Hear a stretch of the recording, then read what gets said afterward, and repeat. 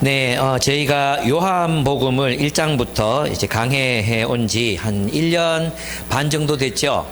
예, 이제 드디어 21장, 이제 마지막 장입니다. 제가 이 요한복음을 끝내는 게 되게 서운한 것 같아요. 요한복음에서 만난 예수님이 너무 멋지고 아름답고, 예, 그랬던 것 같습니다. 그래서, 요한복음을 더 사랑하게 됐던 것 같은데, 여러분 어떠셨나요? 반응을 좀 해라, 반응을. 좋았죠? 네. 제가 죽기 전에 꼭 가보고 싶은 해변이 한 군데 있습니다. 바로 오늘 본문에 나오는 갈릴리 해변입니다. 이 성경에는 디베랴 바다라고 돼 있잖아요. 그런데 이제 우리가 동해를 동해라고 하죠. 동해라고 하는데 가서 보면 뭐 칠포 해변 이런 식으로 부르잖아요. 그것처럼 갈릴리 이 바다 이름이 갈릴리고 이 바다에 이게 연접해 있는 지역 이름이 디베랴예요. 디베랴는 사람들이 많은 그 도시 같은 읍 같은, 옛날로 말하면 성 같은 그런 사람이 많은 곳을 이야기합니다. 그리고 이 디베랴 바다는 호수예요. 엄밀하게 말하면 커다란 호수입니다. 그냥 바다가 아니라 너무 크기 때문에 바다라고 이렇게 불렸어요. 그래서 갈릴리 호수 혹은 갈릴리 바다라고 불렸던 디베랴에 연접해 있는 바다, 그 바다가 지금 예수님이 부활 후에 나타나신 바다입니다.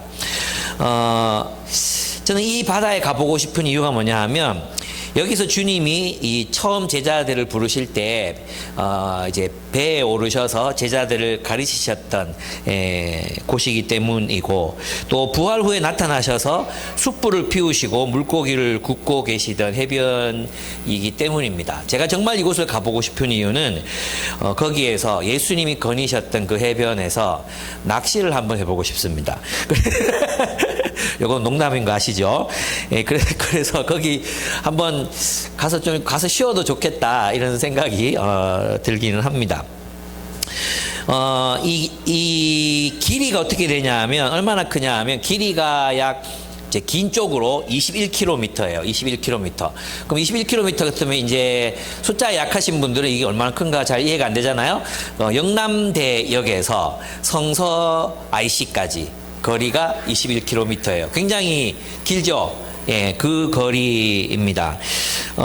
그리고 영남대에서 반월당까지 이제 짧은 거리가 14km인데, 영대역에서 반월당까지가 약 14km 정도 돼요. 그러니까 대구 도심으로만 보면 거의 중심 한 3분의 2 이렇게 차지하는 그런, 그보단 작은가 하여튼 굉장히 큰 그 호수라고 할 수 있습니다. 거기서 일어난 일입니다. 거기에서 예수님이 이제 제자들에게 부활 후에 나타나셨습니다. 요한복음 21장은 사실 보면, 이 요한복음 전체를 보면 20장에서 딱 끝나면 그냥 괜찮은 그런 본문이죠. 그죠? 20장에서 보면, 20장을 보시면 이제 부활하셔서 이제 12제자들에게 나신 장면으로 끝이 나거든요. 그리고 예수께서는 제자들 앞에서 이 책에 기록하지 않은 많은 표징도 행했다, 이렇게 이제 이야기하면서 요한복음을 기록한 이유가 이 글을 읽는 사람들로 하여금 예수를 메시아로 믿게 하려 합니다, 이렇게 끝나고 있어요. 여기서 끝나도 되는데 21장이 마치 부록처럼 이렇게 떡 붙여져 있는 거예요. 그죠? 그래서 많은 분들이 이 21장은 아마 처음 요한복음 저작에서는 없었고 나중에 붙였을 것이다, 이렇게 이제 생각하는 사람들이 많아요. 그런 생각하는 사람도 있었어요. 그런데 요한복음의 사본들이 있잖아요. 사본들, 요한복음을 필사해서 막 옮겨 적어서 사본들이 많이 생겨났단 말이에요. 그 사본들 전부를 조사해 봐도 21장이 다 붙어 있어요.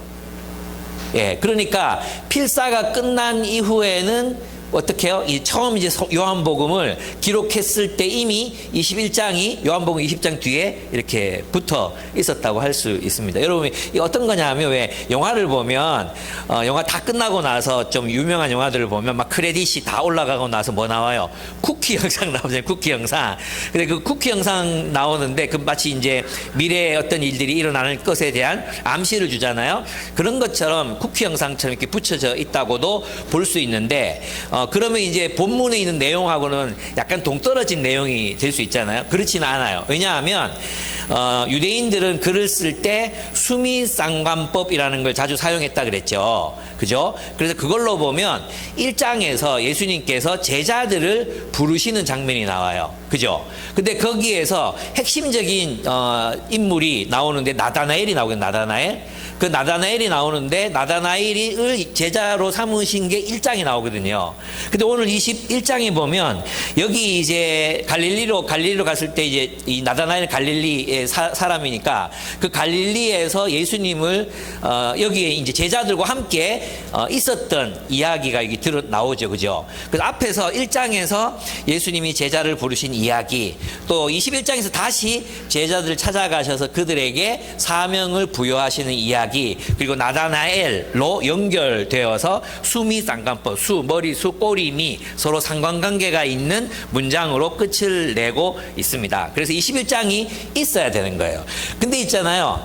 21장이 저는 요한복음 전체를 굉장히 빛나게 만들어 준다고 생각해요. 왜냐하면 저는 이제 요한복음에서 15장을 너무 사랑하거든요. 15장 나는 포도나무에 너희는 가지니라는 그런 내가 너희에게 새 계명을 주노니 내가 너희를 사랑한 것처럼 내가 서로 사랑해, 이 말씀이 저는 너무 좋거든요. 그런데 21장이 또 저는 두 번째로 좋아요. 21장 여기에는 예수님께서 제자들을 어떻게 사랑하셨는지, 어떻게 대하셨는지, 예수님의 그 어떤 인격적인 모습들이 여기에 많이 이렇게 드러나고 있거든요. 그리고 예수님과 제자들 사이에 감정적인 어떤 교류들, 이런 것들을 본문이 보여주기 때문에 저는 이 본문이 너무 사랑스럽다고 생각합니다. 여러분은 어떻습니까? 저는 21장을 읽을 때마다 눈물이 나요. 이상하게 눈물이 납니다. 여기 비춰지는 예수님이 너무 좋기 때문일 것 같습니다.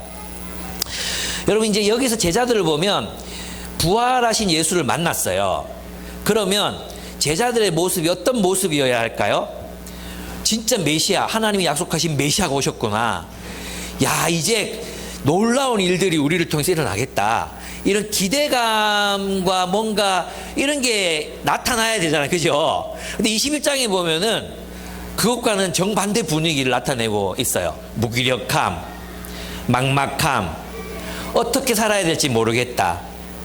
그 막연한 기다림, 미래에 대한 막연한 불안감, 이런 것들이 이 본문에 굉장히 진하게 이렇게 드러나고 있습니다. 그래서 이 7명의 제자들이 갈릴리로 가 있는, 여기 보면 7명이 나오거든요. 그 시몬 베드로, 그다음에 도마, 나다나엘, 세베대 아들 둘이 야고보 요한, 그리고 익명의 두 제자. 근데 이들이 한 곳에 있었다 그랬잖아요. 그래서 아마 이제 유대인 제자들이 이제 예수님 그 유대인들에 의해서 체포되고 또 재판을 받을까봐 이제 숨어 있었는데 아마 한 장소 7명 있었던 것 같고, 나머지 사람들 예루살렘에 있었는지 아니면 갈릴리 다른 집에 있었는지 다른 공간에 있었는지는 명확하진 않아요. 근데 이제 베드로가 있는 이 지역, 이 집안에 7명의 제자들이 함께 기거하고 있었습니다. 근데 베드로가 난 고기 잡으러 갈란다.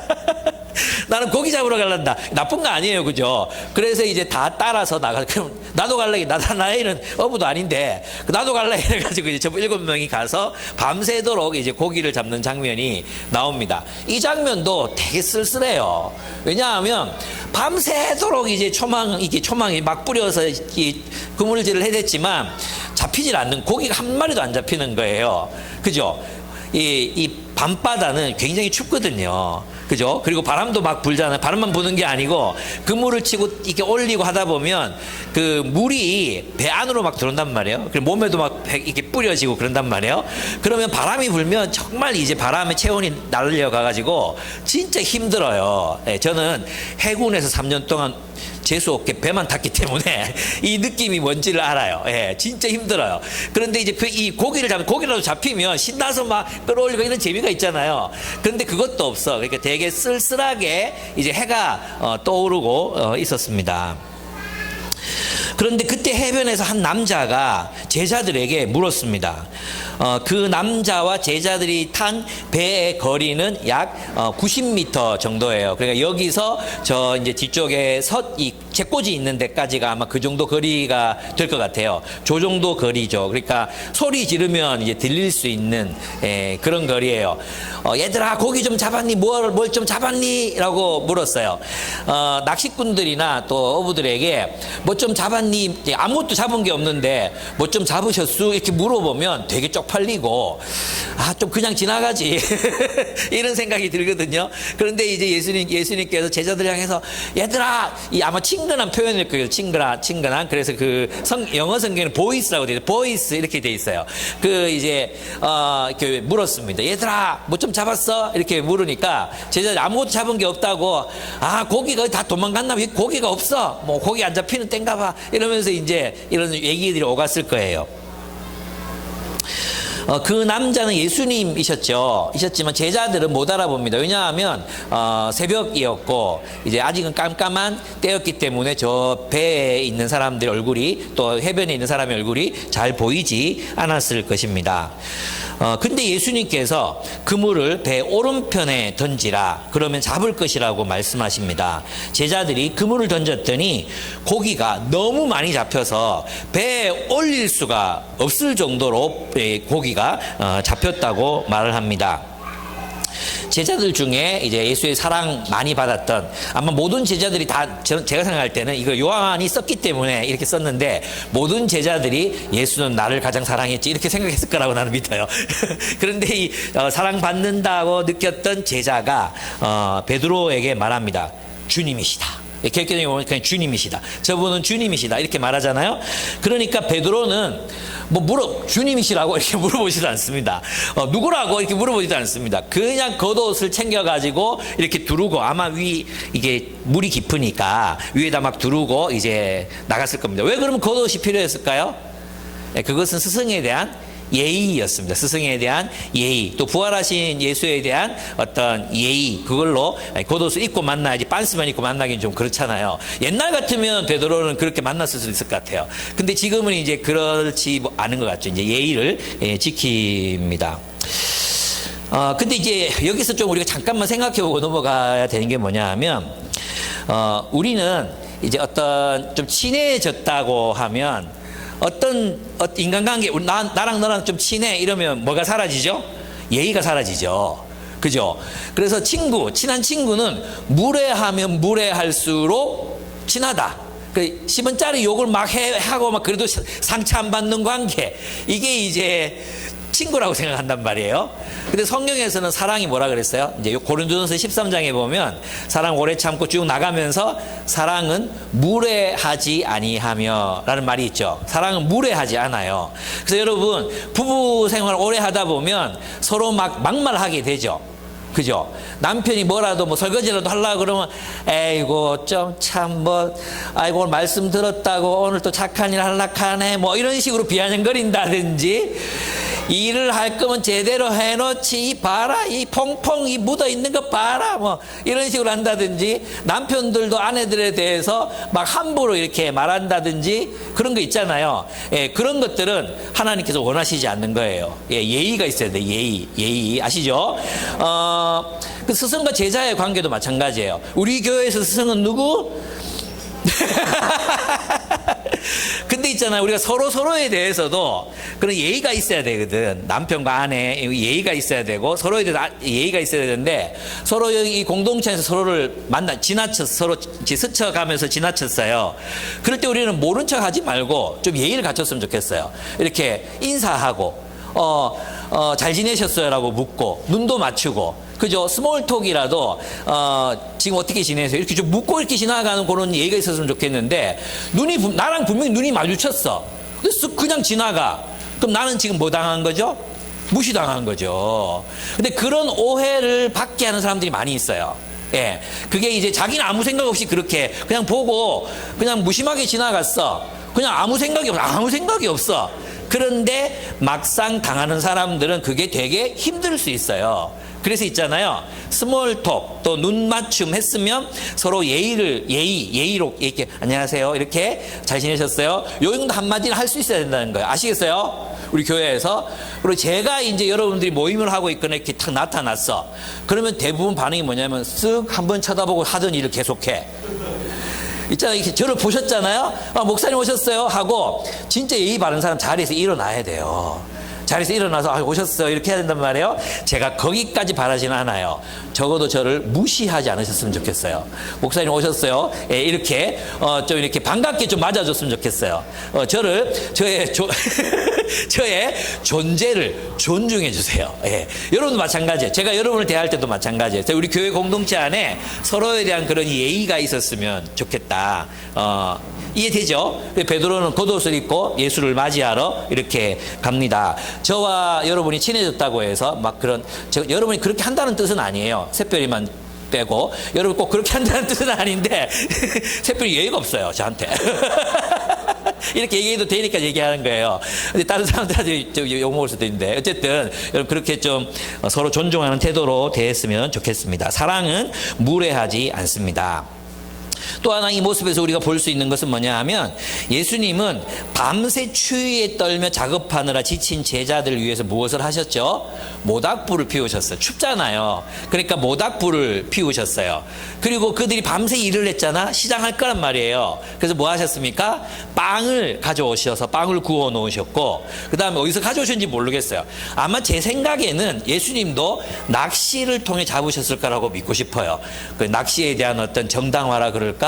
뭐 취미로서의 합리화라 그럴까? 그럴지 모르겠지만 어쨌든 예수님이 물고기를 잡으셔서 구워 놓으셨습니다. 여러분, 이게 사랑입니다. 뭐냐 하면 우리들은 이제 주로 기독교인들은 우리가 서로 영적으로 그죠? 사랑을 많이 하잖아요. 기도해주고 또 염려해주고 이런단 말이에요. 근데 예수님이 보여주신 사랑은 뭐였어요? 그들의 육체적인 필요를 채워주는 따뜻한 사랑이었거든요. 그래서 그런지 모르겠지만 저는 이 장면을 묵상할 때마다 눈물이 나요. 추위에 떠는, 그리고 다 예수님 버리고 도망갔잖아요. 예수님 알고 계셨지만 다 도망갔단 말이에요. 그런 제자들이 배고플까봐, 추울까봐 모닥불을 친히 피워놓으시고 물고기를 구워 놓으시고, 그죠? 그리고 이제 물고기를 막 잡았잖아요. 그죠? 많이 잡았어요. 그래서 가서 물고기 좀 가져와라 그랬어요. 방금 잡은 물고기를 가져와라. 왜 방금 잡은 물고기를 가져와라 그랬겠어요? 예, 그게 싱싱하거든. 그리고 그게 더 맛있거든. 무슨 뜻인지 아시겠습니까? 여기에서 있잖아요. 우리는 굉장히 사람을 물질적으로 그들이 먹을 것을 소박하지만 그런 이런 이 식탁을 차려두고 사람을 환대하는 그런 예수님의 사랑의 모습을 여기서 우리가 볼 수 있습니다. 우리는 예수님 그러면 저 영적이고 뭔가 저 하늘에 있고 초월적이고 막 그런 것만 생각하잖아요. 근데 우리 예수님은 해변가로 오셔서 거기에서 제자들이 추울까봐 불을 피워 놓으시고, 물론 예수님도 추우셨겠지만 불을 피워 놓으시고, 그리고 그들을 위해서 물고기를 구우시고 또 싱싱한 거 가져와서 같이 먹자고 말씀하시는 그런 예수님이라는 사실을 우리가 꼭 기억해야 됩니다. 그래서 사랑은 서로를 위해서 요리를 하고, 그죠? 그리고 그들을 우리의 식탁으로 초대하고 환대하는 것입니다. 저는 이 사랑을 제가 이제 친하게 지내는 베트남 우리 젊은 친구들에게서 느낍니다. 이 친구들은 하여튼 뭐 가면 목사님 맛있는 거 해뒀어요. 먹으러 오세요. 그래요. 내가 아무리 바쁘든 배려해 주지 않아요. 내가 아무리 피곤하든 배려해 주지 않아요. 무조건 하여튼 와서 먹이고 싶어 하는 거예요. 배부르다 그래도 지들은 진짜 이만큼밖에 안 먹어요. 여러분 도티레 아시죠? 경희자매 도티레 만난 적 있죠? 애를 낳았는데 몸매가, 목사가 몸매 이런 얘기 해도 되나? 어쨌든 하여튼 안 먹어요. 요만큼 먹어요. 요만큼. 그러니까 살이 찔 수가 없잖아요. 보면 애처로울 정도로 말랐어요. 그런데도 하여튼 우리 먹이려고 막 오면 목사님 뭐 우리 좋아하는 거 뭐 만들어 놓고 이렇게 하고 초대하는 거.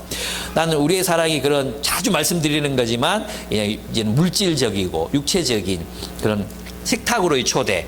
그게 풍성한 그런 사랑이었으면 좋겠어요. 그리고 여러분의 식탁에 좀 초대하셔야 돼요. 예. 혼자 자취하는 사람들 초대하고, 외국에서 노동하러 오신 분들, 외로운 사람들 초대하고, 또 독거노인들 초대하고, 그렇게 해서 여러분의 식탁이 풍성해질 수 있도록 하는 것. 그게 저는 사랑이라고 생각합니다. 예, 그 요리가 안 되면 뭐 이제 배달시키면 되죠. 어쨌든 우리가 함께 그렇게 식탁을 공유하는 것, 그것이 사랑의 출발이라고 저는 믿습니다. 그래서 제자들이 근데 예수님이 달라졌잖아요. 그죠? 그전에는 아마 예수님 만만했을 거예요. 그러니까 베드로 같은 경우는, 베드로 어땠습니까? 예수님, 내가 십자가를 지고 너희 죄를 위해서 내가 십자가 지고 죽을 거다 이렇게 말했을 때 베드로가 예수님 멱살 붙들고 죽으면 안 된다고 이렇게 막 했던 사람이잖아요. 그랬던 사람인데 예수가 이제 베드로가 겉옷을 챙겨 입고 갔어요. 그리고 제자들이 다 예수 버리고 도망갔잖아요. 그러니까 예수님이 와서 먹어라, 가서 아침을 먹어라 이렇게 말했는데 쭈뼛쭈뼛하면서 아무도 못 가고 있는 거예요. 지금 이 상황을 가만히 읽어보면 이렇게 쭈뼛쭈뼛하고 못 가고 있는 거예요. 그러니까 예수님께서 그들에게 가까이 가셔서라는 표현이 있죠. 예수님께서 그들에게 가까이 가셔서 빵을 집어 주시고 그리고 고기도 그들에게 주셨다 이렇게 되어 있습니다. 그러니까 예수님의 모습이 이제 이런 거죠. 옛날에는 왜 그냥 막 친하게 지냈던 사람 있잖아요. 예를 들면 여러분이 막 이제 지금 만만하게 놀고 막 말도 놓고 막 친하게 막 지냈는데 나중에 알고 보니 여러분 회사의 회장이야. 이랬을 때 느끼는, 갑자기 내가 어떻게 해야 될지 모르겠는 그런 상황이 지금 이제 발생한 거죠. 저도 가끔 이런 거 느낄 때 있거든요. 제가 이제 그냥 캐주얼하게 입고 어디 강의를 하러 가. 그러면 거기 학생들이 저를 보고 뭐 이상한 사람이 왔네. 그러고 막 이러고 있다가 간사님들이 막 내려와가지고 90도로 저에게 도열해서 아유 오셨습니까? 이렇게 인사할 때 있잖아요. 그때 옆에 학생들의 표정, 그때 저는 굉장히 통쾌함을 느끼죠. 내가 그런 사람이야. 뭐 이러면서 이제 그럼 인사해라 그러고 막 이렇게 시킨단 말이에요. 근데 예수님의 존재가 그렇게 밝혀진, 그냥 자기들과 친한 어떤 지도자 요 정도로 생각했다가 이분이 정말로 부활하신 메시아, 하나님의 아들 메시아이시구나, 이걸 이제 깨닫게 됐을 때 도대체 어떤 관계, 어떤 포즈, 그죠? 어떤 스탠스로 예수님을 대해야 될지 모르겠는 그런 상황인 거예요. 근데 예수님께서는 상관없어, 그런 거. 그죠? 빵을 떼서 그들에게 먹이시고, 고기를 구워서 야, 같이 먹자. 싱싱한 거 큰 놈으로 가져와봐. 고기 굽자. 이러실 수 있는, 이분이 바로 예수님이셨습니다. 보통 이제 그런 얘기 많이 듣잖아요. 우리가 이 어떤 권력을 가지게 되잖아요. CEO가 되잖아요. 누가 얘기한 건데 CEO가 되잖아요. 그럼 CEO는 사이코패스가 될 수밖에 없대요. 왜냐하면 권력이라는 속성 자체가 다른 사람들, 특별히 약자들에게 공감할 수 있는 공감 능력을 상실하게 한대요. 이건 그냥 통계적으로, 실험적으로 나와 있는 그런 통계치래요. 그러니까 자신에게 권력이 있다, 힘이 있다, 내가 너희들보다 높다고 생각하는 순간 뭐가 사라져요? 공감 능력이 사라지거든요. 근데 우리 예수님은 높이 올라가신 게 아니라 낮아지셨잖아요. 그죠? 더 낮아지셨잖아요. 그들을 위해서 가만 기다리셨다가 제자들 오면 불피하라. 요리해라 할 수도 있잖아요. 근데 그분이 자기가 직접 손으로 굽고 해서 막 이렇게 제자들 먹이신 그런 장면을 우리가 여기서 봅니다. 너무 아름다운 장면이라고 할 수 있습니다. 여러분, 이 장면에서 우리가 이제 이 장면들에서 배울 수 있는 게 뭡니까? 첫째는 뭐냐 하면 예수님께서 그 전에 이렇게 말씀하셨죠. 나는 포도나무요, 너희는 가지니 너희가 나를 떠나서는 아무것도 할 수 없다고 말씀하셨죠. 너희가 나를 떠나서는 아무것도 할 수 없다고 말씀하셨잖아요. 근데 지금 제자들이 예수님 없이 뭐 하고 있었습니까? 이때 이 고기 잡는 행위, 이게 틀렸다는 게 아니에요. 예수님은 지금 제자들에게 뭔가를 가르치고 싶으셨어요. 그래서 있잖아요, 예수님 없이 밤새도록 고기를 낚았어요. 밤새도록 그물질을 해댔어요. 그죠? 베드로가 누굽니까? 갈릴리 바다. 그러면 어디에 어떤 물고기가 사는지, 낮에는 어디 숨어 있고 밤에는 어디 나타나는지 다 아는 정말 어부였잖아요. 어부. 잔뼈가 굵은 어부였는데 밤새도록 한 마리도 못 잡잖아요. 무슨 말입니까? 우리가 예수님을 떠나서 아무것도 할 수 없다. 그 뒤에 이어지는 구절이 뭐죠? 그 뒤에 이어지는 구절이 이제 내 양을 먹이라는 거 아니에요. 내 양을 먹이라. 너는 교회 지도자가 돼서 내 양떼들을 말씀으로 먹이라는 거잖아.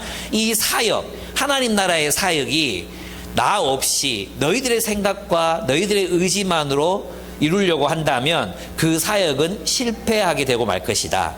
너희는 하나님 나라의 열매를 맺지 못할 것이다. 내 안에서 열매를 맺어라. 내 안에 있어라. 나를 의지해라. 나를 통해서 일해라. 그럴 때 하나님이 너희에게 열매를 주실 것이다. 이런 이야기라고 할 수 있습니다. 여러분, 우리가 이게 사역뿐이겠습니까? 우리 하는 모든 일들이 사역이잖아요. 그죠? 여러분들이 자녀를 낳았어요. 근데 그 자녀를 내 마음대로 키우면 내 일이 되지만 하나님의 뜻대로 아이를 기를 때 그게 뭐가 돼요? 사역이 되잖아요. 여러분들이 학교에서 학생들을 가르칠 때 내 마음대로 그 학생들을 가르치면 어떻게 돼요? 그건 자기 일이죠, 자기 일. 그럼 내가 하나님의 뜻대로 아이를 사랑하고 아이를 가르치면 하나님 뜻대로 가르칠 때 뭐가 돼요? 사역이 되는 거예요. 사역이. 내가 간호사예요. 그런데 내 마음대로 있잖아요. 자, 주사 들어갑니다. 뭐 이러면서 이제 이렇게 하면 그건 내가 그냥 돈 벌기 위한 일이 되지만 내가 그 일을 하나님의 뜻대로 정말 마음을 담아서, 그래서 힘이 들지만 마음을 담아서 이렇게 친절하게 대할 때 어떻게 돼요? 사역이 되는 거예요. 그렇죠? 우리가 하는 모든 일들이 열매를 맺으려면 어떻게 됩니까? 하나님의 뜻대로 그 일을 행하라는 겁니다. 하나님 안에서, 예수 그리스도 안에서, 예수 안에서 그 일을 행할 때 뭐가 돼요? 열매를 맺어요. 근데 있잖아요, 내 마음대로 부부관계, 예를 들면 부부관계를 내 마음대로 이 남편을 내 마음대로 하고 싶고 아내를 내 마음대로 통제하고 싶고 내 욕심대로 이렇게 살면 어떻게 되겠어요? 우리는 아무것도 할 수 없는 존재, 즉 우리 안에는 헛된 열매, 따먹을 수 없는 열매들, 어쩌면 미움, 또 어떤 혐오, 또 서로에 대한 멸시, 이런 열매들만 맺을 수밖에 없다는 것입니다. 그런데 우리 부부관계를 정말 주님의 뜻대로, 주님 안에서 너희가 내 안에 있어 내 뜻대로 구하면 무엇이든지 구하라, 그리하면 너희가 이루리라 말씀하셨잖아요. 우리 부부관계 안에서 정말 주님의 뜻대로 구할 때, 주님의 뜻대로 그 부부관계를 만들어갈 때 뭐가 이루어져요? 열매, 하나님이 원하시는 열매가 이루어지는 사랑의 관계가 된다는 거예요. 근데 있잖아요, 대부분 우리 부부관계가 하나님의 부부 생활을 할 때 하나님의 뜻을 안 물어. 지 맘대로 해, 지 맘대로. 예, 자기 마음대로 하나님 뜻을 묻고 남편을 섬기고 아내를 섬기는 게 아니라 지 마음대로 해요. 자기 하고 싶은 대로 하는 거예요. 자기 하고 싶은 마음대로 하고 자기 본성에서 나오는 대로 그냥 부부관계를 해요. 그 가정생활을 한단 말이에요. 그럼 어떻게 되겠어요? 그냥 무너지는 거예요. 자기 정욕대로 행하면 무너지게 그 가정은 무너지게 돼 있어요. 자녀들 마찬가지예요. 내 욕심대로 아이를 키우잖아요. 내 욕심대로, 세상의 기준대로. 그래서 뭐 세상이 원하는 대로 막 이 학원 보냈다가 저 학원 돌렸다가 막 불안해가지고 막 이거 안 시키면 막 망할 것 같고 막 그래서 막 돌리잖아요. 그러면 그 자식은 내 자식 안 되는 거예요, 이제. 그러나 하나님의 뜻대로 이 아이에 예수의 성품을 심어주고 예수의 윤리를 가르치고 예수의 가치관, 그죠? 하나님 나라의 가치관으로 아이들을 가르치고 섬길 때 이 아이들이 하나님의 사람이 되는 거죠. 이 아이가 하나님의 사람이 될 때 우리 그 아이가 정말 우리의 아이가 되는 거죠. 열매가 있는 거죠, 열매. 사역도 마찬가지예요. 목사님들 만나다 보면 많지는 않아요. 그런데 한두 명 만나다 보면 이 사람이 목회를 하는 이유가 결국은 좋은 차 타고 좋은 집에서 살라고 목회하는구나, 이렇게 느껴지게 하는 사람들이 진짜 많아요. 많은 게 아니야, 소수라 그랬는데 하여튼 이게 만나보면 도대체 이 사람 목회를 왜 하지? 이런 생각이 드는 사람들이 있어요. 왜 그래요? 그 일이 하나님께서 자신에게 맡기냐 그리스도의 일이 아니라 그리스도 안에서 성도들을 사랑하고 그리스도 안에서 성도들을 이렇게 돌보는 게 아니라 결국 자기 명예, 자기의 성공, 자기의 이익, 그것을 위해서 성도들을 어떻게 해요? 그건 뭐예요? 양육이 아니라 성도들을 사육하는 목사들이 있다니까. 사육은 왜 합니까? 잡아먹거나 팔기 위해서 하는 거죠. 예, 양육해야 되는데, 예, 사람들을 길러야 되는데 무슨 뜻인지 아시겠습니까? 우리가 그래서 모든 일들에 정말 하나님 나라에 합당한 열매를 맺으려면 무엇 안에서 해야 됩니까? 그리스도, 예수 그리스도 안에서. 너희가 나를 떠나서는 아무것도 할 수 없다. 예, 우리의 모든 관계들, 우리가 하는 모든 일들, 이런 모든 것들이 다 누구 안에 있어야 돼요? 그리스도 안에 있을 때 우리는 열매를 맺을 수 있게 됩니다. 두 번째는 아까 처음에 얘기했지만 예수님은 제자들의 육체적인 필요를 세심하게 돌보셨다는 것입니다. 그래서 C.S. 루이스가 얘기했잖아요. 기도할 때 어머니의 관절염을 위해서는 기도하지 않고 어머니의 영혼을 위해서만 기도한다든지, 우리가 서로를 위해서 기도할 때 하나님 그들의 영적인 상태를 위해서만 기도하지 그들의 실제 삶에 처한 어떤 현실적인 문제들, 그죠? 이런 문제들을 위해서는 구하지 않는다든지, 이런 것들이 우리 그리스도인들한테는 굉장히 많다는 것입니다. 그래서 이걸 고쳐야 되겠죠. 그죠? 식탁을 차리고 그들의 필요, 그들의 배고픔을 채워주고 그들의 추위를 해결해주는 그런 사랑, 그런 실제적인 사랑, 그런 사랑이 우리 공동체 안에 넘쳐났으면 좋겠습니다. 세 번째는 뭐냐 하면 예수님은 그 해변에서 제자들을 환대하셨습니다. 환대하셨어요. 자기를 버리고 배신하고 떠났던 사람들, 나는 저 사람 보러 침 뱉고 저주했던 베드로, 그러면 저 같으면 제자들 눈빛을 하나하나 쳐다보면서 이 새끼 네가 그랬지 뭐 이러면서 약간의 죄책감을 막 불어넣으면서 있잖아요. 니는 도망갔고 니는 실패했고 막 이럴 수 있잖아요. 근데 예수님께서 어떻게 하셨어요? 그들을 환대하셨죠. 왜 환대하실 수 있었을까요? 왜 자기를 버리고 떠난 혹은 도망간 비겁한 놈들을 환대하실 수 있었을까요? 제가 얘기했죠. 사과 이전에 용서가 먼저라고. 사과하고 하는 거. 왜 사과를 요구해야 되냐 하면, 사과를 해야 뭐가 돼요? 사과를 해야 그 죄로부터 구원을 받거든요. 구원을 받는 게 뭐냐 하면, 내가 사과를 하지 않으면 내가 지은 죄 안에 갇히게 돼 있어요. 그걸 계속 합리화해야 되고, 난 잘못한 게 없어, 이렇게 정당화해야 된단 말이에요. 그의 영혼이 자유를 얻지 못해요. 그래서 사과를 요청하는 이유는 그의 영혼이 그를 사랑하기 때문에 사과를 요청하는 거. 너 사과하고 사람 되라 이 말이에요. 너 사과하고 자유롭게 살아라 이 말이에요. 그래서 사과를 요청하는 거거든요. 그런데 이 사과가 없이도 우리는 용서할 수 있다 그랬죠. 왜냐하면 용서는 내가 주도적으로 하는 거기 때문에 그래요. 내가 주도적으로. 제가 자주 말씀드렸지만, 나에게 죄를 범한 사람이 와서 무릎 꿇고 빈다고 그 사람이 용서가 되는 게 아니에요. 내 마음이 풀리지 않으면 자해를 하고 막 무릎 꿇고 눈물 흘리고 그래도 다 위선으로 보일 수밖에 없어요. 문제는 내가 그리스도를 바라보고 용서하는 거거든요. 예수님이 그러면 이 제자도 어떻게 용서하실 수 있었을까요? 예수님은 그들의 연약함을 아셨어요. 그들의 연약함, 그 연약함을 아셨어요. 무너질 걸 아셨어요. 그래서 사랑하실 수 있었어요. 제자들이 예수님께 먼저, 주님 우리가 그때 주를 버리고 도망갔나이다, 죄송합니다, 저를 죽여주십시오. 원래는 그렇게 돼야 되잖아. 여러분 다 영화 보면, 그죠? 이 배신자 새끼 뭐 이래야 되잖아. 그게 아니잖아요. 이미 다 용서하셨어요. 이미 다 용서하고 환대하시잖아요. 환대. 그게 우리의 마음이었으면 좋겠어요. 우리 누군가가 우리에게 죄를 지었다 하더라도 나는 그를 환대할 수 있는 마음, 이거 어려워요. 그렇지만 환대할 수 있는 마음으로 그들을 대할 수 있는 이런 마음이 우리 공동체에 많았으면 좋겠는데, 어떤 거냐 하면 사람을 긍휼히 여길 수 있는 마음이에요. 사람을 긍휼히 여길 수 있는 마음. 그래 참 안 됐다, 그럴 수밖에 없어. 쟤는 그래 그럴 수밖에 없었지, 그럴 수밖에 없지. 왜? 상처가 많은 사람들 있잖아요. 상처가 많으면 어떻게 돼요? 방어적이 되거든요. 그죠? 상처를 많이 받았어. 그럼 방어적이 돼요. 그러면 조금이라도 자신의 자존심을 딱 건드리면 막 화가 나고, 이 데미지가 또 막 다 생각나는 거예요. 이 데미지가 커요. 그래서 이걸 극복하는 게 어려워. 그래서 보면 삐져 있는 시간이 길어. 삐져 있는 시간이 길다. 이게 무슨 뜻이냐 하면, 이 사람이 상처를 오랫동안 깊이 받아왔구나, 이 생각을 해야 돼. 아시겠습니까? 여러분 보면 삐져 있는 시간이 긴 사람들 있죠. 삐져 있는 시간이 좀 길다, 이런 사람들은 자기가 만나는 사람이 누가 그런 사람이 있어. 그러면 사랑을 많이 못 받고 컸구나. 이걸 이해해야 돼. 그게 보여야 돼.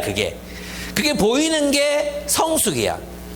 아이고, 그래서 예전에 있잖아요. 예전에 아마 샛별자매는 우리 교회 오래 있었던 분들, 이경희 목사님 만나보신 분, 그때 목회할 때 같이 있었던 분. 야, 요소는 진짜 늦게 왔다. 대부분 사람들이 늦게 왔어요. 그죠? 진짜 여기 와서 새롭게 형성된 공동체야.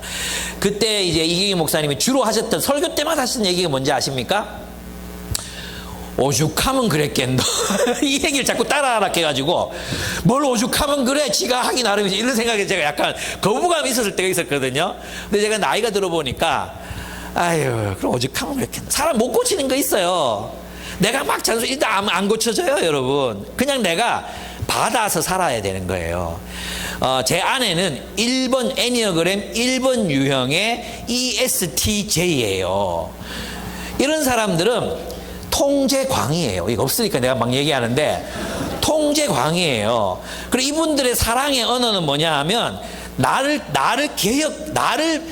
바꾸는 게 이 사람의 사랑이에요. 그 나를 도와야 돼. 가만히 있어. 내가 뭘 잘못했잖아. 그러면 넘어가면 사랑이야. 이 사람의 언어로는 사랑이 아니야. 그 잘못한 걸 반드시 고쳐야 돼. 제가 힘들게 살았어요. 그래 차를 타면 늘 말을 해야 돼. 내가 운전을 해도 얼마나 오래 했습니까? 자기는 아직 주차도 제대로 못하면서 맨날 주차할 때마다 내 부르면서 있잖아요. 운전할 때마다 오른쪽으로 왼쪽으로 40km 옆에 내비게이션이 있어. 우리 차에 내비게이션이 필요가 없어. 막 말을 해주는 거예요. 내가 너무 화가 나니까 제발 좀 그만하라고 막 이렇게 얘기하면 또 삐지는 거예요. 그래 삐져가지고 또 3일 동안 말도 안 하는 거야. 그래서 제가 한번 얘기했죠. 아내 불러다가 여보 잔소리 해라.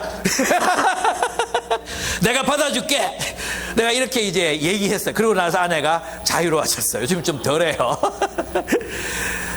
그걸 인정하고 사는 거예요. 저도 이제 바뀌지 않는 거 있어요. 저도 있잖아요. 저는 이제 뭔가 제 마음에 왜 그런지 모르겠는데 뭔가 이렇게 탁 어떤 말이나 이렇게 무시당했다는 느낌이 딱 들잖아요. 그러면 이게 오래 화가 나요. 화가. 이렇게 아내가 나를 사랑해서 하는 모든 말들이 명령조로 들리고 내가 틀렸다라고 들리고 이 바보 새끼야라고 들리고 이것도 못해 이렇게 자꾸 들리는 거예요. 내 귀에 그렇게 자꾸 들리는 거예요. 그게 아닌데 이게 나의 단점이란 말이에요. 그죠? 그러니까 나는 그럴 때마다 이제 이게 안 바뀌니까 아내는 또 나의 그런 모습을 받아줘야 되는 거죠. 이 사람은 이거 자극하면 안 돼. 근데 서로 안 돼. 이게 또 인생의 비밀이에요. 이게 또 서로 안 바뀌어요. 잘. 그래서 싸우고 다가도 그래 오죽하면 그랬겠나. 내 당신 이해한다. 내 이해한다. 이거예요. 우리 지지난주부터 우리 교회 새로 나오시는 요셉산지에 새신자분 가정이 있어요. 근데 첫째 날 와서 이제 저희 그때 십자가 용서 얘기를 했거든요. 그 얘기 들으시면서 자매님이 우셨대요. 너무 막 감동이 돼서 우셨대요. 어릴 때 캐톨릭 이 단체가 운영하는 공부방에 다니신 게 신앙생활의 전부인데 이분이 그날 메시지를 듣고 울었어요. 여러분 울었습니까? 여러분 안 울었죠?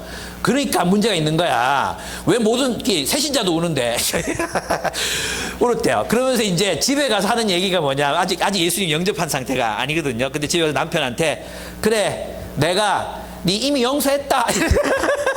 내가 네 이미 용서했다. 이래가지고 남편이 막 그래 용서했나? 하면서 두 사람이 막 얘기를 하는데 너무 웃겨가지고 막 그랬어요. 예.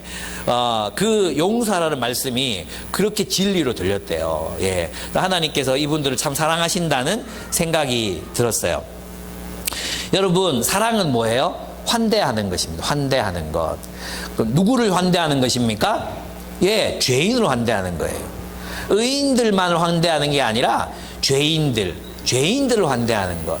그것이 사랑이라고 할 수 있습니다. 그래서 나한테 잘못한 아내를 위해서 밥상을 차리고 나한테 잘못한 남편을 위해서 밥상을 차리고 나한테 잘못을 저지른 사람을 위해서 밥을 사고 이것이 그리스도인의 사랑이라고 할 수 있습니다. 주님은 이미 그들의 연약함과 한계를 아셨기 때문에 제자들에 대한 원망이 없으셨습니다. 예수님은 그들을 당신이 차리신 그 식탁으로 초대하시고 그들을 환대하십니다. 주님은 무서워서 도망간 우리를 이해하십니다. 이 말씀 우리 위로가 됩니다. 우리도 그렇잖아요. 사는 게 무서워서 주님 떠날 때가 있고 도망칠 때도 있고 그죠?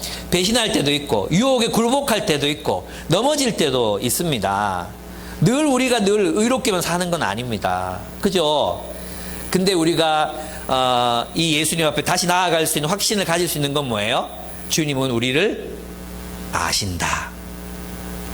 주님은 우리를 아십니다. 우리가 진토, 즉 먼지로 만들어진 연약한 존재라는 사실을 아십니다. 그래서 여러분, 뭐 좀 잘못했다고, 뭐 좀 주님께 죄지었다고, 도망가지 마세요. 예. 가룟 유다는 도망가다가 자살했어요. 주님을 믿으세요. 예. 주님의 품을 믿으세요. 주님의 그 넓으신 사랑을 신뢰하십시오. 그리고 돌아오시면 됩니다. 그리고 돌아와서 쭈뼛쭈뼛 하고 있으면요, 우리 예수님께서 빵 가지고 와서, 야, 먹어라. 니 나 버리고 도망가. 이런 말 한마디도 안 하십니다. 먹어라. 야, 고기 가져와라. 굽자. 같이 먹자. 그렇게 하시는 분이 우리 예수님이십니다. 우리는 그 예수님을 닮아서 그렇게 사는 거예요. 우리도 그렇게 살아야 되는 거예요. 아시겠죠? 그래서 여러분에게 예수님의 모습이 진짜 성경이 말하는 실제 리얼 지저스, 진짜 예수님의 모습이 아니고 내가 만드는 예수님, 잘못하면 벌 주고 잘못하면 막 끝까지 캐묻고 우리 마누라 같은 예수님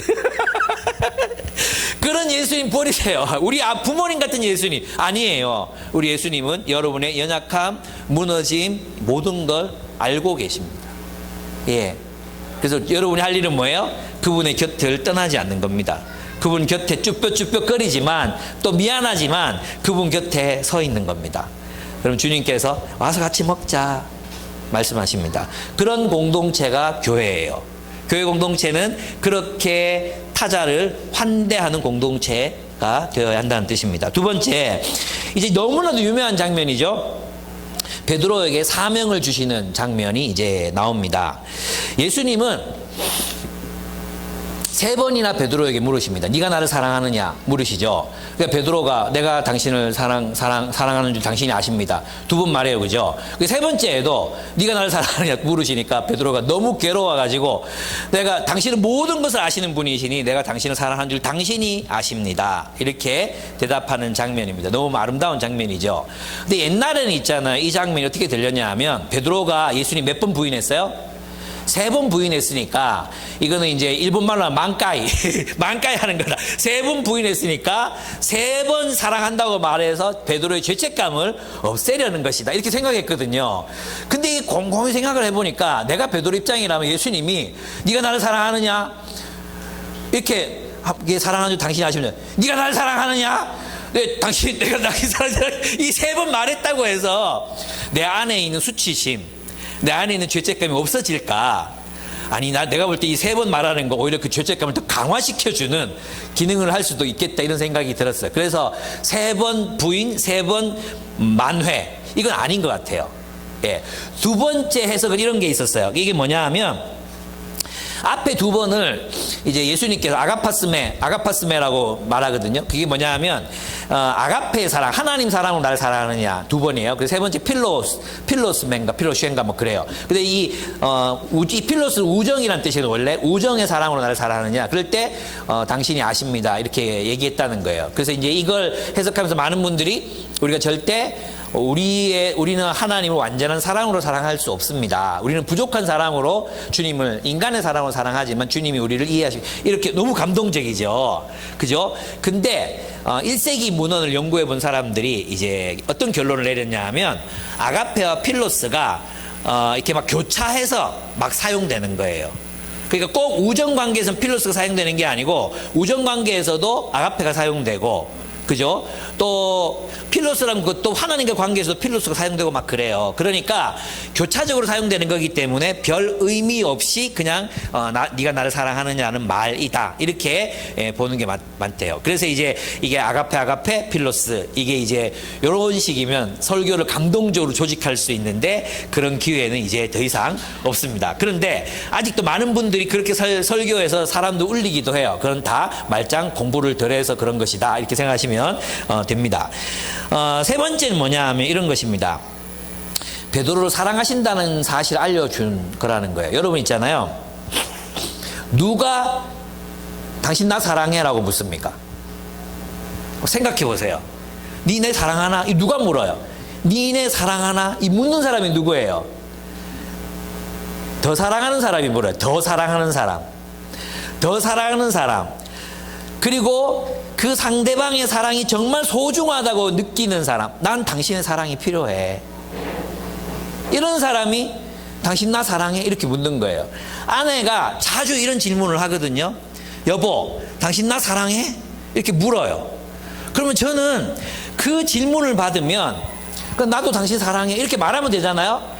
근데 나만 그런지 모르겠는데 남자들의 마음속에는 당신 나 사랑해 이렇게 물을 때는 내가 또 뭘 잘못했지 이 생각부터 들어요. 내가 도대체 뭘 잘못해서 이 사람이 사랑을 못 느끼게, 내가 그럼 이 사람은 사랑을 못 느끼게 했단 말이야, 이 생각부터 들어요. 책임감, 죄책감, 부담감, 이게 이 질문에 들어있어. 당신 나 사랑해? 헉헉 하는 거예요. 나도 당신 사랑해 이게 안 되고 헉, 이게 이제 일반적인 반응이에요, 남자들의. 근데 누가 이걸 물어요? 당신 나 사랑해? 난 당신을 사랑해. 난 당신을 너무 사랑해. 난 당신의 사랑이 너무 필요해. 당신도 나를 그만큼 사랑해? 참, 아내가 나한테, 적어도 아내가 나한테 당신 나 사랑해라고 물을 때는 나는 당신 이만큼 사랑하는데 당신도 나 그만큼 사랑해요? 라는 질문인 거죠. 무슨 말이에요? 예수님에게는 우리의 사랑이 절실하다는 거예요. 예수님은 우리를 정말로 좋아하시고 사랑하신다는 뜻입니다. 근데 있잖아요, 그분에게 우리의 사랑을 표현할 때 그 사랑은 정말 귀중하다는 겁니다. 근데 우리는 우리의 사랑이 별로 소중하다고 생각하지 않거든요. 그죠? 그래서 저도 있잖아요, 제가 이 말씀을 묵상하고 난 뒤에 아내와의 관계에서 생각해 보니까 내가 아내에게 한 번도 당신 나 사랑해라고 물어본 적이 없어요. 내가 배가 불렀던 거지. 아내가 늘 나를 사랑해 주니까 안 물어봐도 그냥 사랑하는 거지. 제가 아내가 나한테 당신 나 사랑해라고 물으면 사랑하니까 같이 살지 뭐 이런 게 주로 이제 저의 대답이었거든요. 얼마나 못됐어요, 그죠? 근데 있잖아요, 제가 이제 사랑의 굶주려 보니까 알겠더라고요. 이제 이건 딸아 얘기를 안 할 수가 없는데, 딸이 이제 좀 많이 힘들어할 때가 있었어요. 많이 힘들어할 때, 야 그래서 이제 집 나가서 살겠다, 내 성인이 됐으니까 혼자 살겠다, 뭐 교회도 옮기고 싶다, 막 이랬을 때 진짜 속이 뒤집어지더라고요. 막 속이 터질 것 같은 거예요.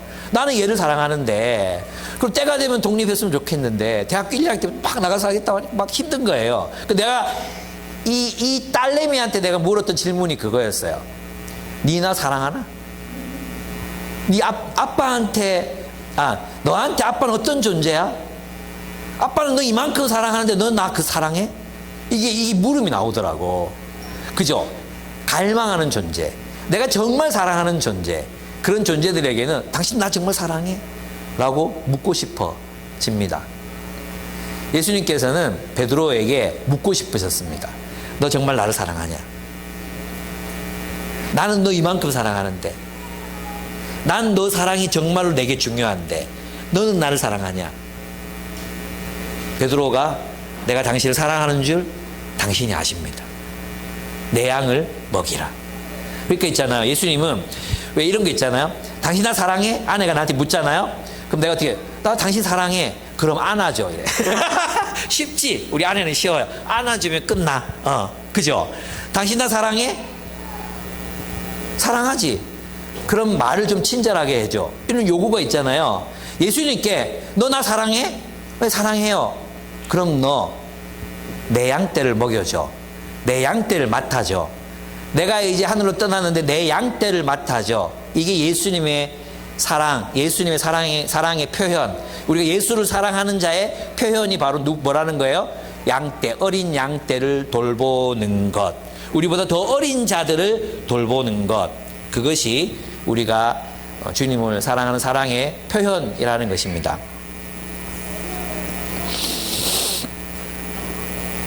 그렇습니다.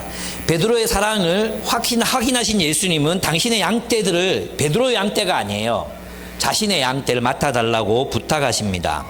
즉 우리가 예수님을 사랑하면 예수님의 양떼를 먹이고 돌보게 됩니다.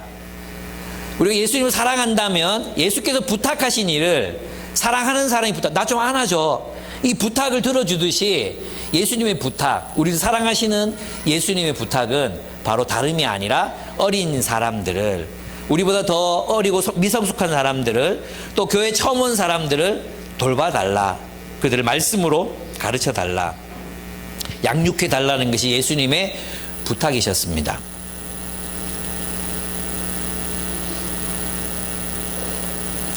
우리가 예수를 사랑하면 예수님의 양떼를 먹이고 돌보게 됩니다. 그래서 영적 리더의 역할은 예수님의 양떼를 먹이고 돌보는 것입니다. 무엇으로요? 예수를 사랑하는 마음으로 양떼를 돌보는 거예요. 예, 내 소유로 우리의 멤버들을 돌보는 게 아니라 내 거야 이게 아니라 예수님의 양떼를, 예수님을 사랑하기 때문에 양떼를 돌보는 것입니다. 이게 사라져버리면 우리는 폭력을 저지를 수 있습니다. 우리는 사람들을 착취하는 사람들이 될 수 있습니다.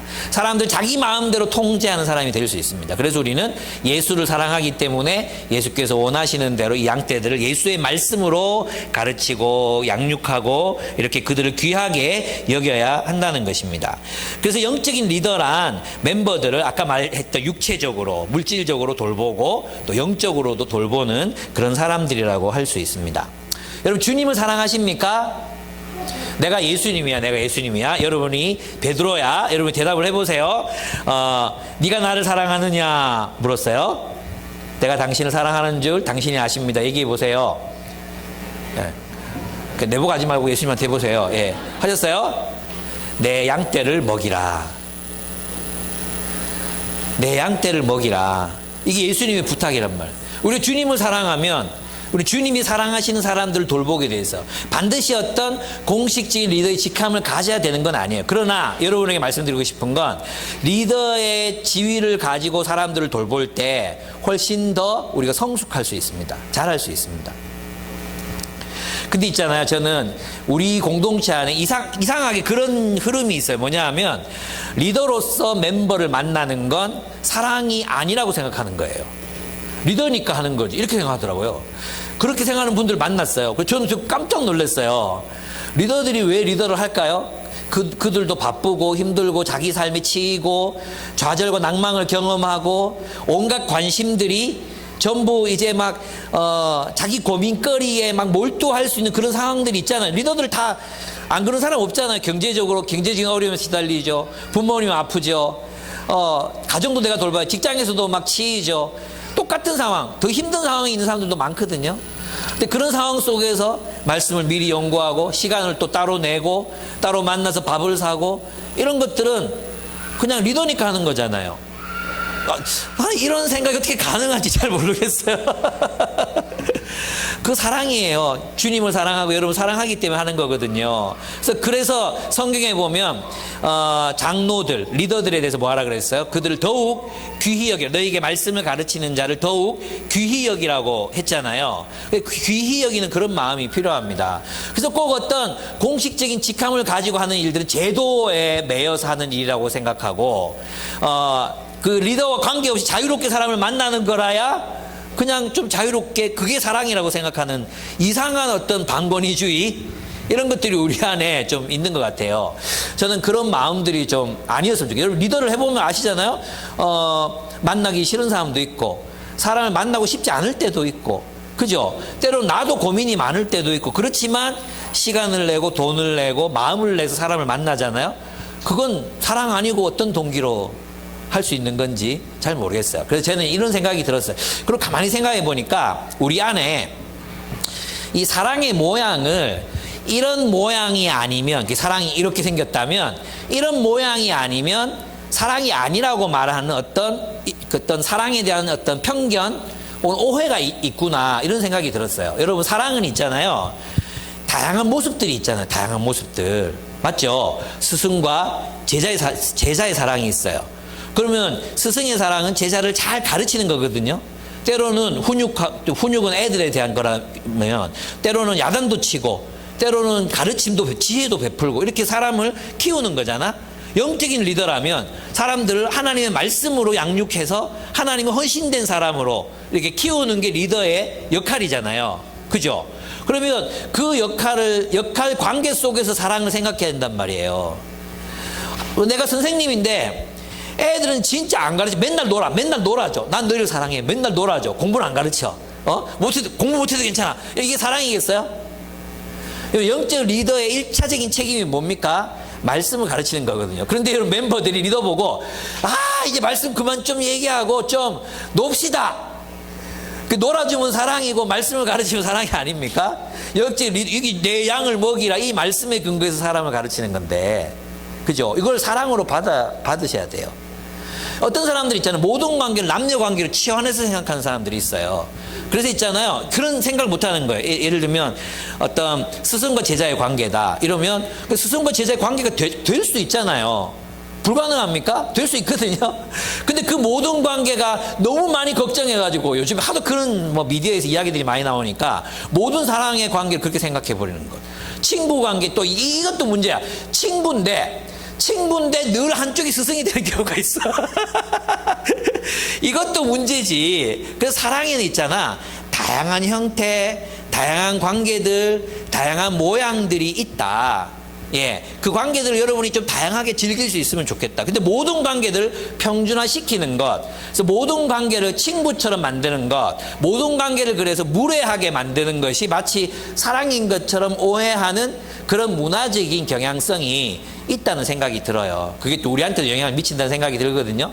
그래서 저는 제가 여러분을 사랑하는 방식과 여러분이 여러분끼리 서로 사랑하는 방식, 리더가 멤버를 사랑하는 방식, 여성과 여성이 서로를 사랑하는 방식, 그죠? 또 남자와 여성이 우정을 맺는 방식, 사랑의 어떤 영적인 사랑의 그런 관계 방식이 다 다르죠. 똑같을 수 없다는 것입니다. 그래서 그 다양한 사랑을 사랑으로 받아들이고 누리고 즐길 줄 아는 여러분들이 되셨으면 좋겠습니다. 예수님은 이제 그런 그들의 이 베드로에게 장래에 어떻게 죽을 것인가를 말씀해 주십니다. 18절에 보시면 내가 진정으로 네게 말한다.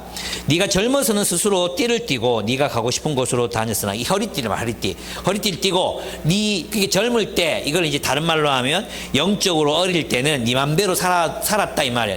네가 영적으로 어릴 때는 네 맘대로 생각하고 네 맘대로 살았다.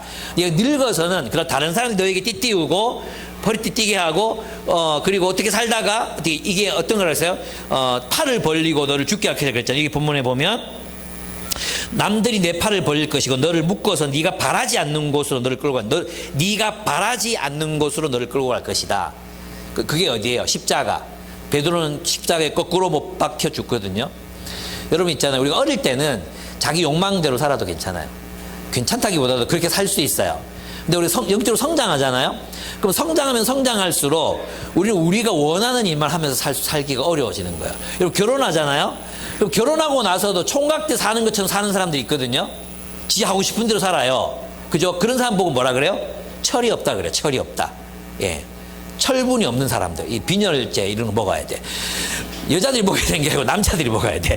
그죠? 철 없는 사람들 진짜 많아요. 결혼하고 했는데도 지 취미 생활할 거 다 하고 자기를 위해서 시간 낼 거 다 이래서 결혼하면 안 돼. 결혼하면 아내를 위해서 시간도 내야 되고 자녀를 위해서 시간도 내야 되고 자기 생활이 점점점 없어져요. 예. 영적인 것도 마찬가지예요. 우리가 주님을 이제 믿고 살잖아요. 어릴 때는 자기 마음대로 살지만 잘하면 어떻게 해요? 내가 원치 않는 일들을 해야 된단 말이에요. 원하지 않는 사람도 만나야 되고 원하지 않는 역할도 감당해야 되고 하기 싫은 일들도 해야 돼요. 저도 지금 그런 부담감을 느끼는 몇몇 영역들이 있거든요. 내가 태극기 부대 목사들을 만나야 되나 말아야 되나 이런 갈등이 있단 말이에요. 정말 만나기 싫지만 요즘에 하나님이 자꾸 만나라 하시는 거예요. 네가 그들 속에 들어가라는 어떤 요구를 하신다는 생각이 제게 들어요. 그래서 다시 만날까? 여기까지 이제 순종. 하나님, 그런데 아직은 여기 대구입니다. 내가 정말 진짜 힘든데 하나님 요구하시는 게 있다는 생각이 들어서 이제 하려고 하거든요. 그런 거예요. 내가 원치 않거든요. 예, 원치 않지만 하나님 원하시기 때문에 해야 되는 것들 있죠. 여러분 마찬가지예요. 여러분이 원하는 방식으로만 사역하면 살 수 없어요. 예. 난 리더 같은 거 절대로 못해. 내가 그랬어요. 내가 대학교 때 뭐 속으로 리더하라고 조장 누나가 뭐 명단 주고 그랬을 때 저 안 했어요. 예, 1년 동안 도망 다녔어요. 1년 동안. 저도 엉간히 독했죠. 근데 이제 주님의 뜻이라면 대표도 해야 되는 거고, 주님의 뜻이라면 군대도 늦게 가야 되는 거고, 주님의 뜻이라면 이렇게 살아야 되는 거죠. 근데 그게 우리한테 불행하냐? 아니었거든요. 하나님이 내가 어떻게 살아갈 때 가장 빛나고 가장 멋지고 성장해 갈 수 있는지를 주님이 아시기 때문에 나는 주님께 내 손을 펴서 내 손에 있는 걸 올려드릴 수 있었어요. 그럼 주님께서 더 큰 것으로, 더 예쁜 것으로 나에게 채워주셨다는 생각이 들어요. 그때 뭐 나 집안에, 우리 집안의 가장인데, 맞인데 우리 집 돌보지 않고 캠퍼스 책임지라는 말씀에 순종했어요. 그때 하나님이 우리 가정도 책임지셨고, 또 제가 캠퍼스 간사로 헌신했잖아요. 저는 미래가 어떻게 될지 몰랐거든요. 근데 지금 사는 모습은 너무 행복하거든요. 너무 의미롭고 너무 좋은 사람들을 계속 만나고 내가 확장되고 성장한다는 거 느끼거든요. 좀 행복해요, 진짜. 앞으로 더 행복해질 것 같아서 걱정이에요. 예, 더 행복해지면 어떡하지? 터져버리는 거 아니야? 뭐 이런 생각도 들어요. 너무 좋거든요. 그렇게 하나님이 나의 인생을 이제 나보다 나를 더 잘하시는 그분께, 나의 설계도를 가지신 그분께 나를 맡겼을 때 그분은 카인들리하게, 강제가 아니라 정말 친절하게 나를 인도하셔서 주님이 원하시는 모습으로 빚어가셨어요. 저는 주님을 신뢰할 수 있습니다. 주님은 나의 자유의지를 침해하지 않으시고, 그리고 나를 설득하셔서 그분의 길을 걷게 하셨습니다. 저는 여러분이 그런 길을 걸으셨으면 좋겠습니다. 그래서 있잖아요.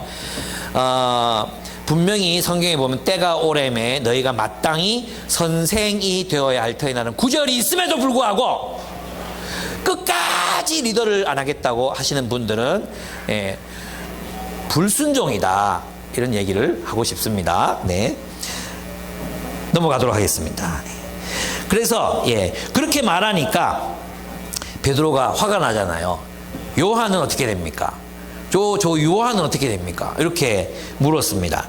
그랬을 때 주님께서는 이제 대답하시죠. 내가 이 사람이 죽지 않게 하든지 뭐 상관이 있느냐. 근데 이 말이 이제 사도들에게 들렸어. 그래가지고 이 요한복음이 기록될 때 예수님의 사도들이 베드로도 죽고 야고보도 죽고 다 죽었어요. 다 순교당했거든요. 다 예수님 부활했다고 증거하다가 죽었어요. 근데 요한만 살아 있었거든요. 요한. 근데 요한도 곧 죽을 거잖아요. 근데 소문은 요한은 죽지 않을 거라는 소문이 났으니까, 그래서 그것을 바르게 교정해 주기 위해서 이 본문을 쓴 것도 있어요. 그래서 여기 본문에 보면 그 목적이 나오잖아요.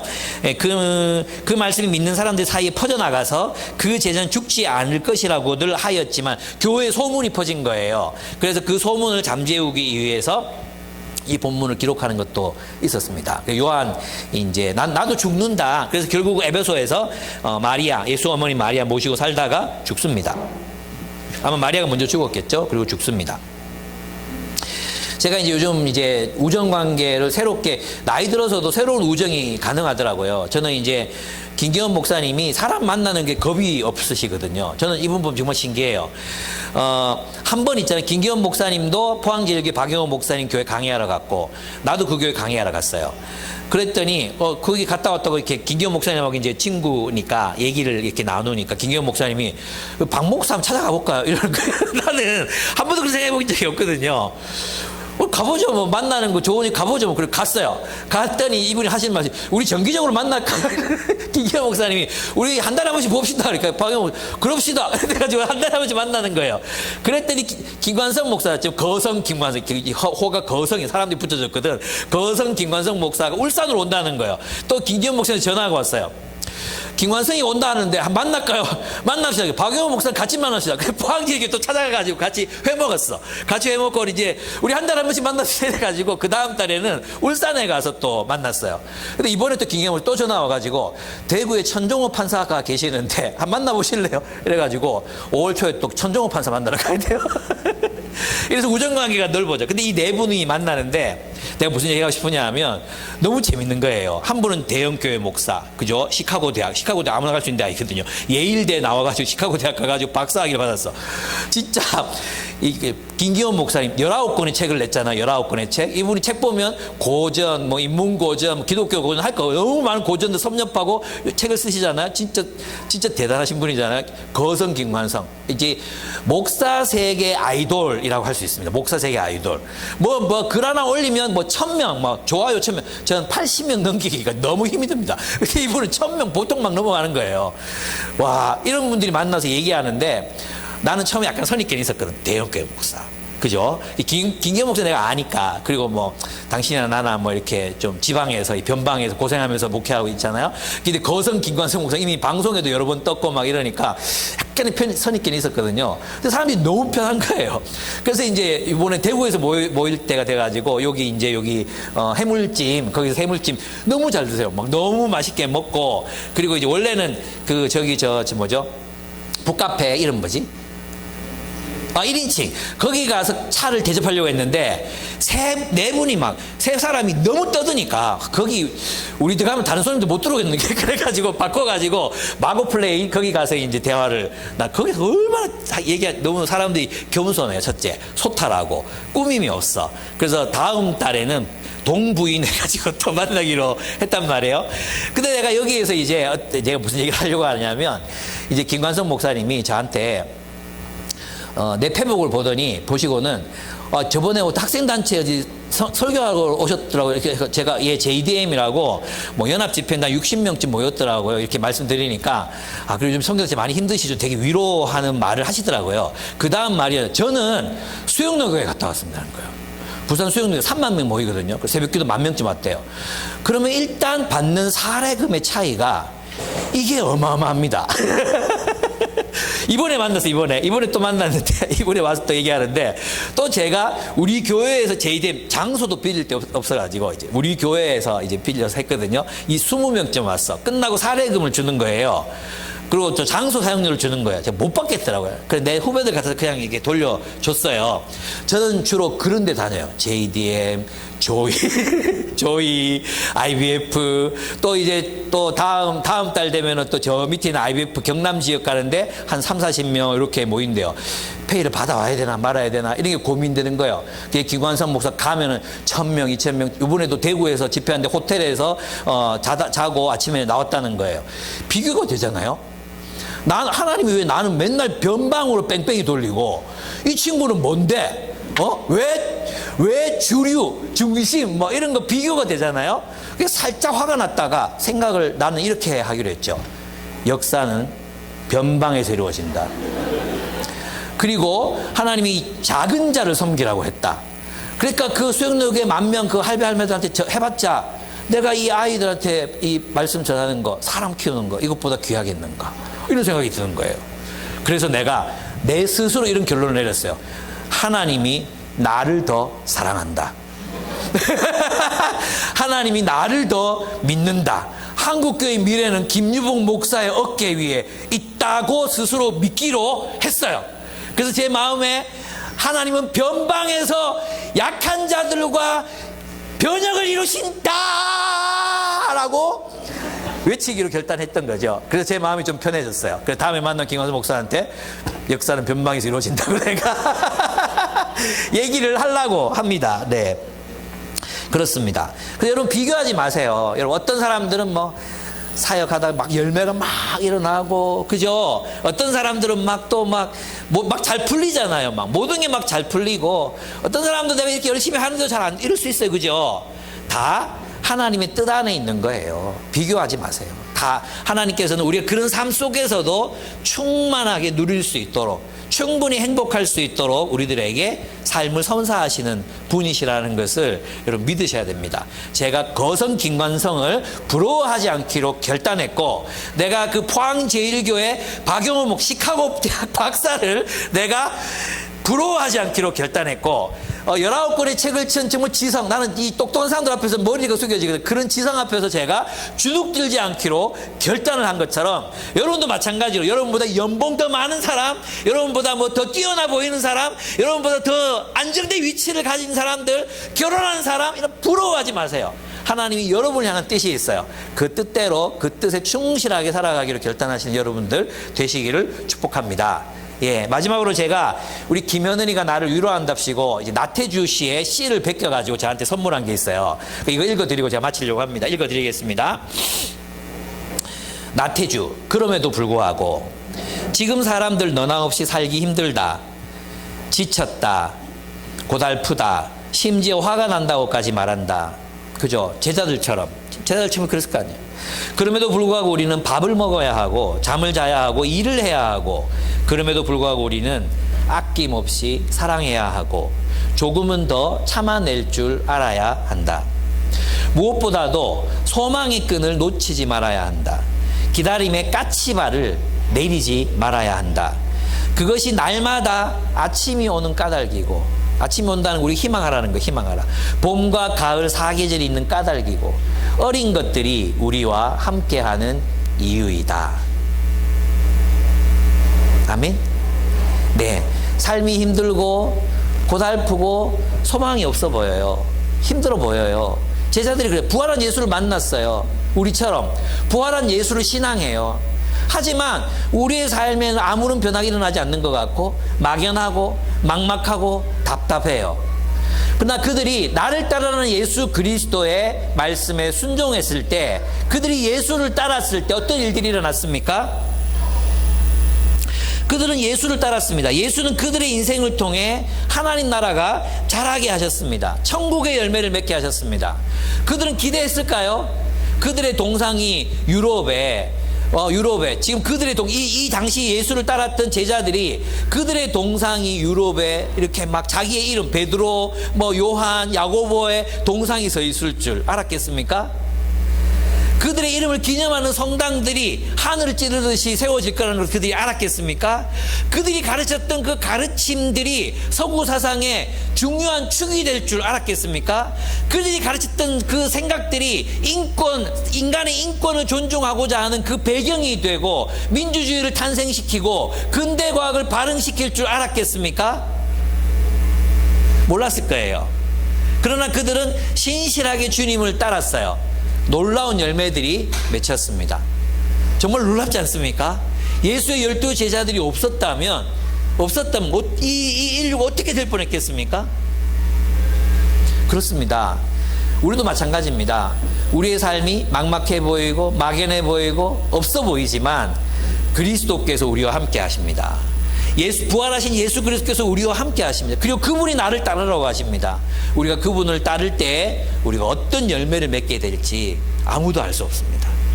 우리가 어떤 열매를 맺게 될지, 어떤 풍성한 삶을 살게 될지, 무엇을 유산으로 남기게 될지 아무도 알 수 없습니다. 소망을 가지고 주님을 따릅시다.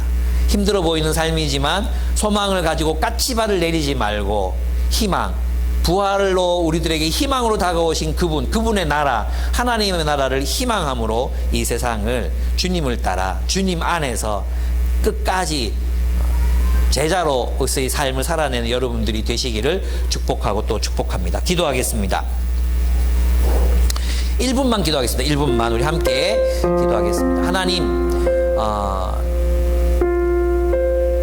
주님이 우리를 사랑하심으로 주님이 원하시는 일들을, 사랑하는 일들을, 어린 자들을 돌보는 일들을 감당하며 살겠습니다. 내가 리더의 자리에 있든 자리에 있지 않든 주님을 따르는 일을 포기하지 않겠습니다. 우리 주님께 기도드렸으면 좋겠습니다.